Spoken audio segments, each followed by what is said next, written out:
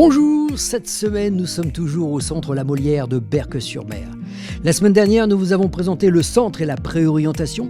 Cette semaine, je vous emmène à la découverte de la réadaptation professionnelle et du SAMSA.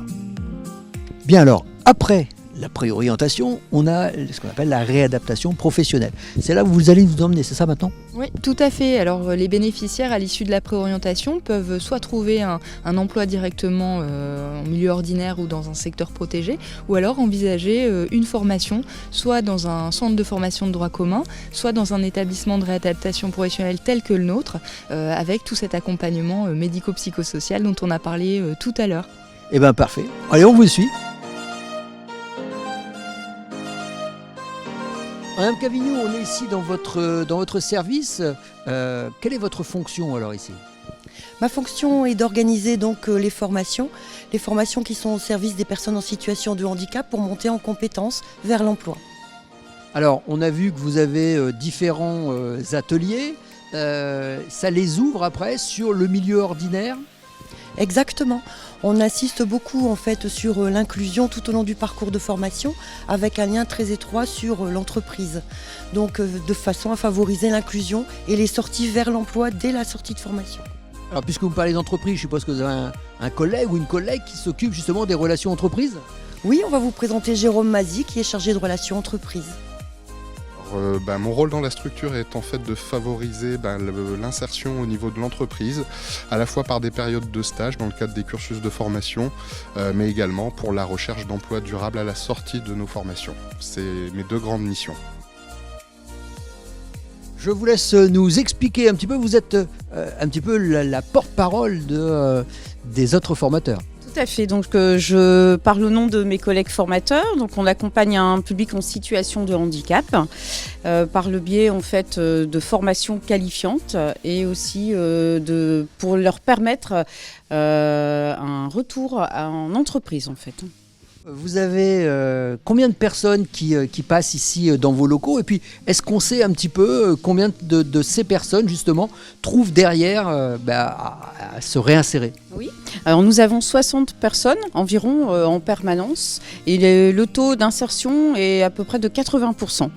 Alors on dit en permanence, on l'a bien compris, parce qu'il y en a qui arrivent, il y en a qui repartent. Donc en fait, ce sont 60 personnes qui sont toujours là, mais pas toujours les mêmes. C'est ça, voilà, on a des entrées permanentes, on a 60 personnes, vraiment 60 places. Les personnes font leur formation, repartent, d'autres arrivent pour faire de la préorientation. Donc en permanence, 60 personnes. C'est énorme quand même, 80% de réinsertion, quand on sait les difficultés aujourd'hui que ça représente. Véritablement, chapeau à la Molière et puis à votre travail. Alors comme vous êtes justement la porte-parole de vos collègues formateurs, vous voudrez bien leur transmettre également nos remarques, d'accord ? Merci surtout à vous pour ce magnifique travail. Maintenant, je vous propose d'aller en atelier soudage. On va aller à la rencontre justement d'un bénéficiaire qui va nous expliquer son parcours. Alors ici nous sommes dans un atelier un peu plus de débit matière, stockage matière, et un autre atelier à côté où là vraiment on est dans le soudage, donc avec tous les différents procédés. Vous êtes depuis combien de temps dans l'établissement ici ? Depuis le 29 août 2022. Comment s'est passée alors justement la transition entre la préorientation et votre emploi d'aujourd'hui ? La préorientation, c'est justement, ça définit ce que ça veut dire. On choisit notre formation. Moi, ce qui était compliqué, c'était l'éloignement, parce que je devais aller sur l'île pour l'électromécanique. Et finalement, j'ai choisi, ma première option, c'était le soudage.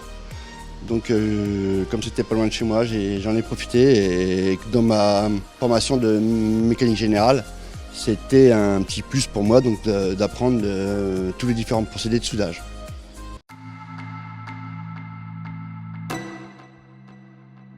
Alors Monsieur Faustin, expliquez-nous un petit peu quelle est votre activité ici. Alors mon activité c'est moniteur de préorientation en technique. J'ai plusieurs ateliers ici, chez la maçonnerie, la peinture, le maîtrise du bâtiment, l'espace vert et puis aussi la prothèse dentaire. Donc ça veut dire qu'en fait les personnes passent par votre service, vous les évaluez pour voir un petit peu quelles sont leurs compétences pour la suite des événements. C'est ça. Alors en fait, on les met en situation de travail et on les évalue sur des aptitudes à faire un métier. Alors on divise notre évaluation sur plusieurs points, le cognitif, le physique et puis le technique aussi. C'est important, surtout le physique. Tous nos tests sont faits pour mettre les gens dans des situations, dans des postures de travail. Alors, Monsieur Hadou, vous avez un parcours qui est atypique parce que vous avez commencé ici et maintenant vous êtes de l'autre côté de la barrière. Voilà, c'est vrai.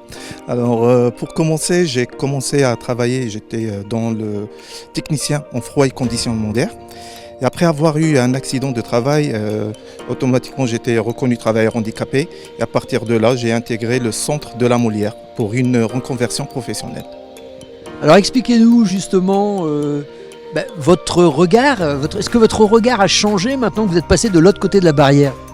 C'est vrai que j'ai les deux côtés, on va dire, parce que j'étais bénéficiaire et maintenant je suis de l'autre côté avec mes collègues. J'ai une deuxième vision, on va dire, pour voir comment on peut ramener cette expérience et mes compétences pour ces bénéficiaires. Alors Isabelle, je vous laisse nous expliquer un petit peu quelle est votre activité, parce qu'en fait c'est une activité extérieure. Tout à fait, Monsieur Givron.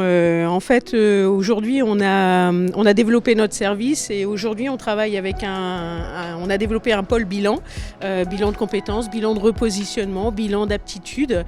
Et puis, on a développé aussi des prestations extérieures avec Recopro, qui est un dispositif en fait de reconversion professionnelle pour les agents de la fonction publique hospitalière. Voilà, donc on a développé une petite équipe pour travailler là-dessus parce qu'en fait, on va à l'extérieur, on se déplace sur tous les Hauts-de-France et cette petite équipe est composée de psychologues et de psychologues ergonomes. Est-ce que vous voulez que je vous emmène rencontrer une des psychologues qui travaille pour ce service ? Tout à fait, on va tout de suite aller à sa rencontre et je crois qu'on parlera plus particulièrement des bilans de compétences.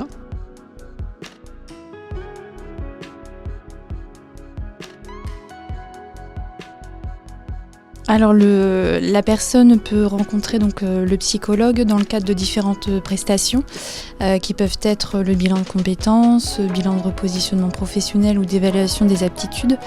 L'objectif en fait est de définir un projet de reconversion ou d'évolution professionnelle en adéquation avec la problématique de santé. Ce qui permet en amont de pouvoir identifier aussi des possibilités de maintien dans l'emploi et des reconversions à l'interne au sein des structures. Et c'est dans ce cadre-là qu'on va intervenir. On va pouvoir évaluer différentes aptitudes personnelles, professionnelles, intellectuelles et cognitives qui vont permettre de vérifier la faisabilité du projet et en assurer la sécurisation dans la suite du parcours. Alors avant de terminer cette journée, il y a un service que vous vouliez absolument nous présenter. Alors oui, effectivement, c'est le SAMSA, service d'accompagnement médico-social pour adultes handicapés. On va aller rencontrer une partie de l'équipe. Là, on est plutôt sur de l'intervention à domicile. Allez, on vous suit, on y va. Alors, Madame Morel, nous sommes au SAMSA. Vous me présentez qui est avec nous ? Alors, il s'agit de Michel Dubois, qui est le responsable du SAMSA. Monsieur Dubois, je vous laisse vous approcher. Merci de nous accueillir ici. Alors, vous nous expliquez un petit peu ce qu'est un SAMSA ? Alors, un SAMSA, c'est une structure médico-sociale, service d'accompagnement médico-social pour adultes handicapés, c'est un peu complexe. Le SAMSA intervient en fait à domicile.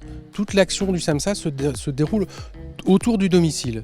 Donc on va intervenir avec une équipe médicale, avec une équipe éducative sur le lieu de vie de la personne, à partir du lieu de vie.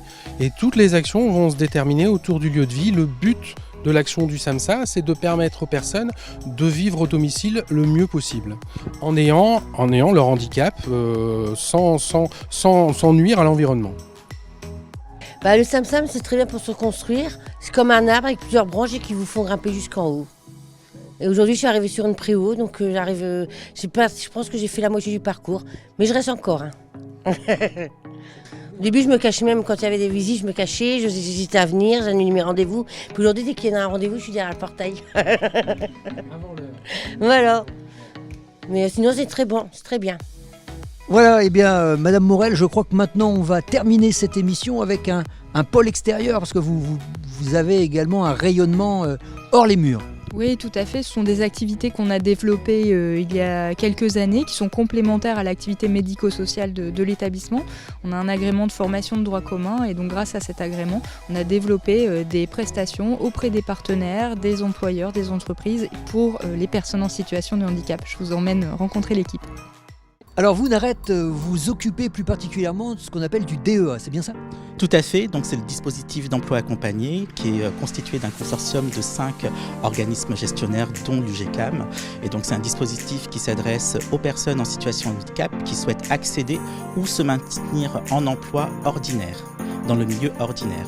Donc aujourd'hui c'est une équipe de 10 référents qui intervient sur l'ensemble du territoire du Pas-de-Calais et qui accompagne à peu près 160 personnes sur le territoire, donc sur l'accès à l'emploi. Et donc vous êtes financé par des organismes comme AGFIP, la FIP, etc. Tout à fait, donc la FIP parce qu'on intervient également dans les établissements publics, l'AGFIP et l'ARS. Bien Madame Morel, merci pour cette journée que nous avons passée chez vous. Ça nous permet d'y voir un petit peu plus clair sur toutes les activités de la Molière et on voit que vous êtes divers et variés. Oui, effectivement, merci d'être venu nous rencontrer. C'est avec plaisir qu'on vous accueillera de nouveau et puis qu'on répondra à toutes questions. Vous pouvez aller consulter le site de la Molière et de l'UGCAM où vous retrouvez l'essentiel de l'actualité et des informations sur nos dispositifs. Merci à vous. Voilà, vous l'avez compris, ici comme ailleurs, ils veulent juste vivre comme tout le monde, ou presque.